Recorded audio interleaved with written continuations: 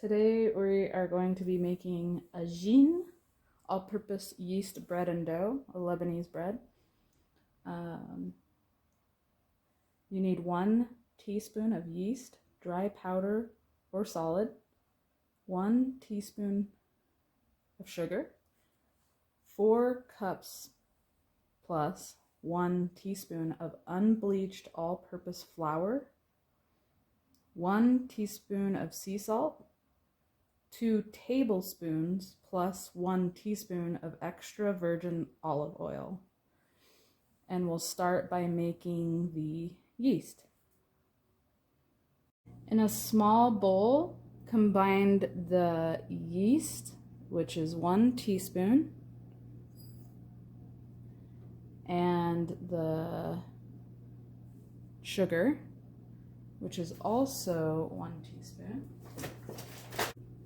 Here's the sugar here, 1 teaspoon, and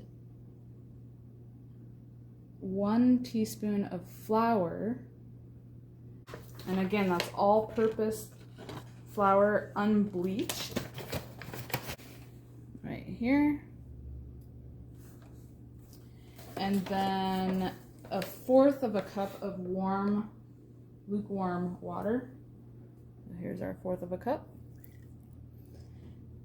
And then we want to thoroughly mix the ingredients with a fork to dissolve any clumps and set aside in the room temperature to rise. Once the yeast begins to foam or form small bubbles at the surface, about 3 to 5 minutes, it's ready. In our high altitude, I usually do about 5 minutes. Let me get a fork here.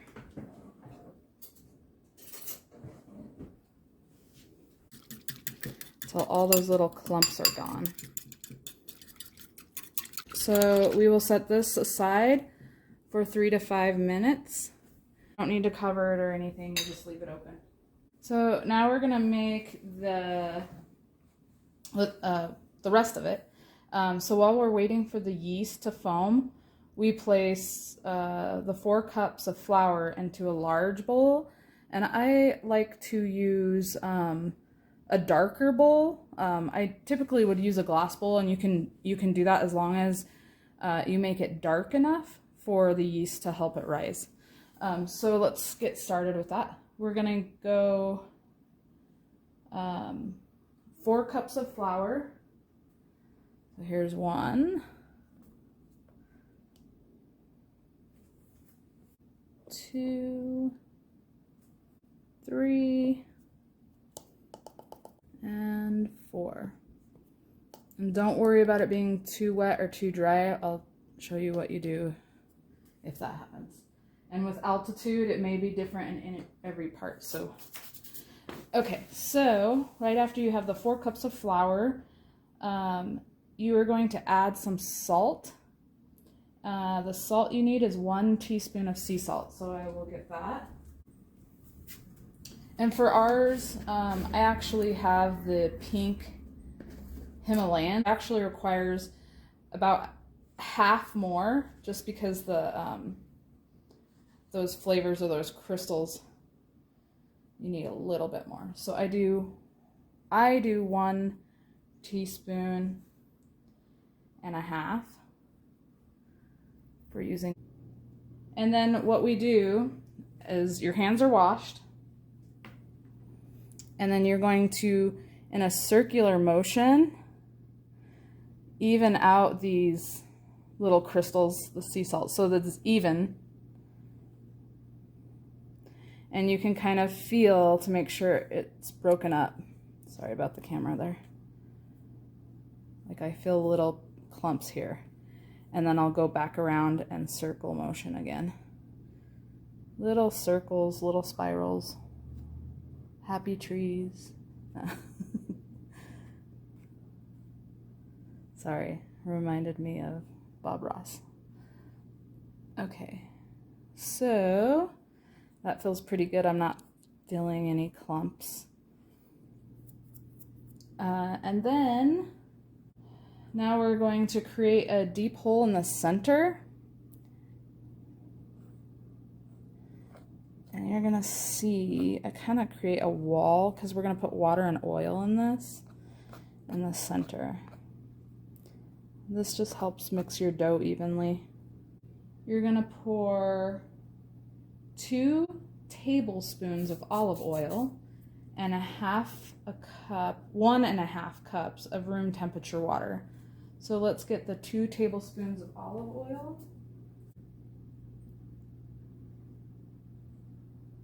And there's 1.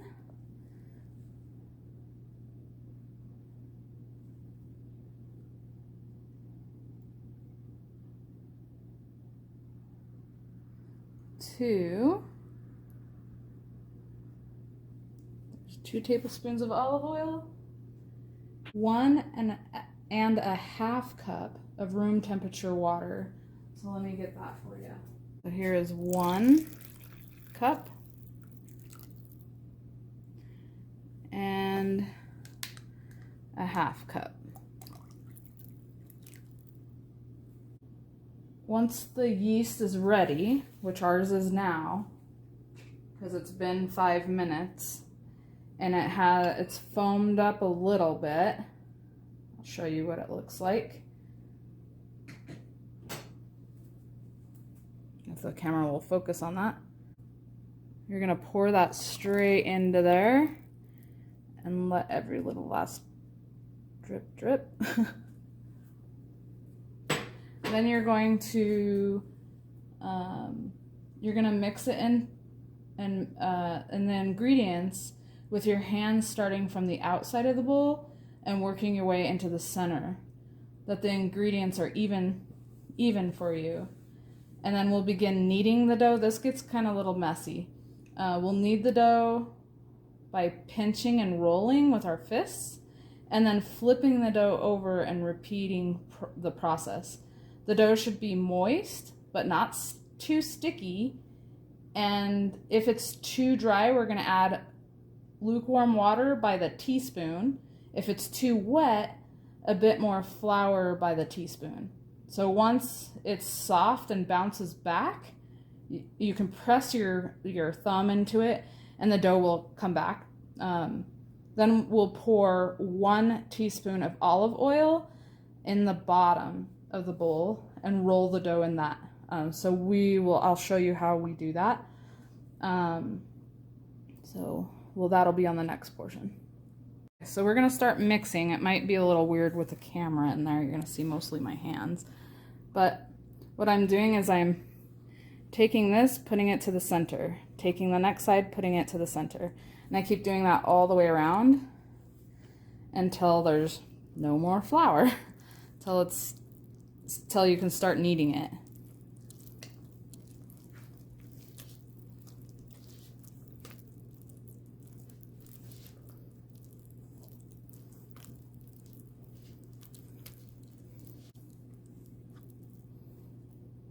And you'll get it all over your hands, but it's not ready until it starts not sticking to your hands. And you can see in mine, there's still some flour in there. So we can sit there and, well, you can't see, I guess, if I look at the camera. Okay, so there's flour right here. I can scoop and put on.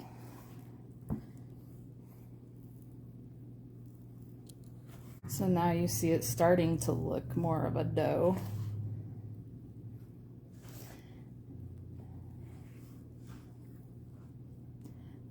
But let me get my hands out of here so you can see. There's some more flour right here and it's still a little sticky, so I can scoop that into it.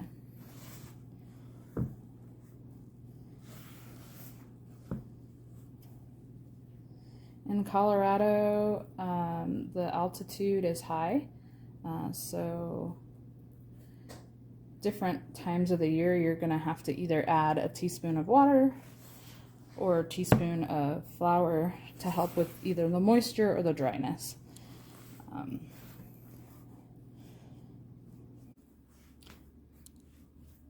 This one's actually feeling pretty good, and you can see as I'm getting in there, it's still sticking to my fingers. So if it's sticking to your fingers, that means you need more flour. So we don't want to overdo it, but I also need to make sure I'm still using all the flour that's in the bowl.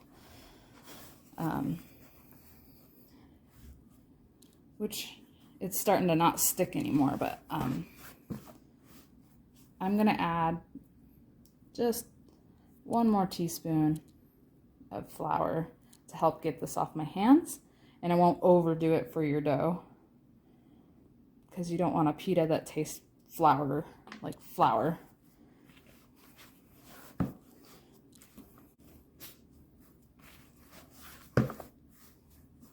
So now I can feel that when I push it down, it's not sticking. Well, you can't tell because my hands look terrible, but if you push on it, it's not sticking to my fingers anymore. So, and then I flip it over, test it that way. It's not sticking. So now I just kind of knead it a little bit, and don't over knead it or you'll have issues too. So now it's starting to look good.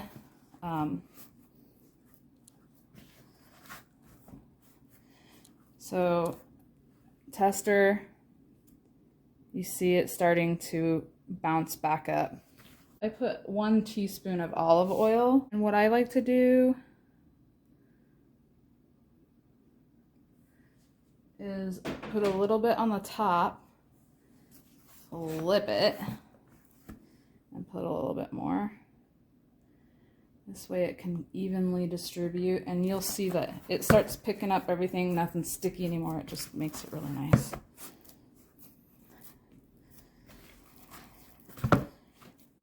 Get that oil evenly in there.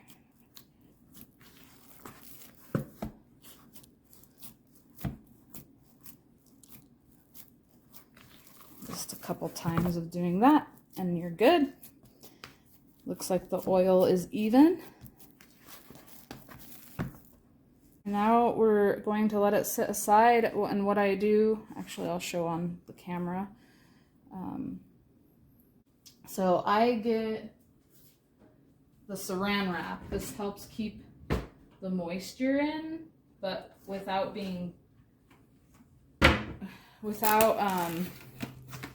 not getting, without taking all the air out, because you need that yeast to grow.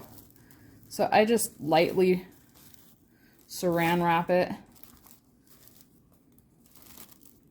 And then you can get a tea towel, and I like the tea towel because it still can breathe a little, but you can use any towel, a kitchen towel. So we are here covering it with saran wrap and then covering the tea towel with the tea towel. And then I set this kind of in the dark, not in the dark, but you don't want window light on it.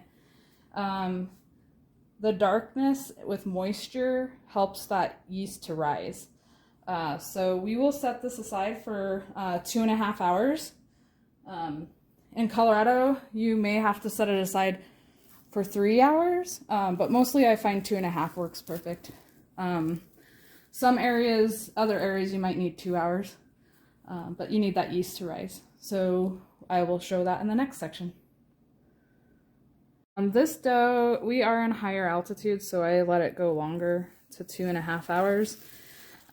Your dough needs to look like this. It needs to be doubled in size. There we go. And it's airy, it's fluffy. That's a good thing. So you can look at that, you can see. So if you are using the dough for today, you can use it. If you're going to save some of it, like I usually will cut it in half and use some of it for other, like today I'll be cutting it in half for some spinach pies, and the other half I'll be using for pita bread or flatbread. If you are setting it aside, you can seal it in, you can cut it in half and put like maybe a pound each in a plastic bag in the refrigerator. You do want to use that within a few days though. You don't want to, it's not as fresh. The other thing is once you're ready, you can remove it from the refrigerator if you use it again and leave it out in room temperature for about an hour so that it can cool off and be more of a dough that you can work with. Also know that the dough, the rising of the dough, the temperature of your house affects it. So in the winter, in the summer, you'll have to adjust between an hour to 2.5 hours. And if you double your recipe, then you need to also add additional time for your yeast to rise. So for the best results, using the Julie Chibouli Lebanese Kitchen, she recommends that you use spring water for best results. I'm just using tap water and it works pretty good. But Colorado water is different than a lot of other areas. Okay, so I am now going to stop this video because this is the end of how you make your dough. The next video, I will show you how to make the flatbread or pita bread.